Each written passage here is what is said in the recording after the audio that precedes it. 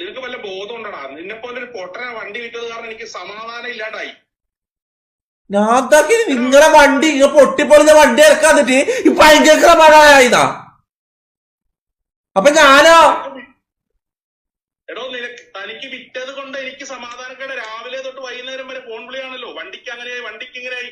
നീ പിന്നെ വേറെ ഏതോ ഒരുത്തോട് പറഞ്ഞെന്ന് പറഞ്ഞ അതിന്റെ ബോണറ്റ് തുറന്നു നോക്കിയപ്പോ എഞ്ചിൻ കണ്ടില്ലെന്ന്.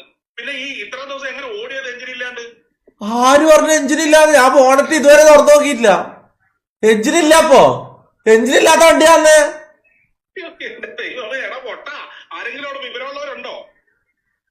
ഇവിടെ ഇല്ല. ആ, വിവരമുള്ളവരില്ല.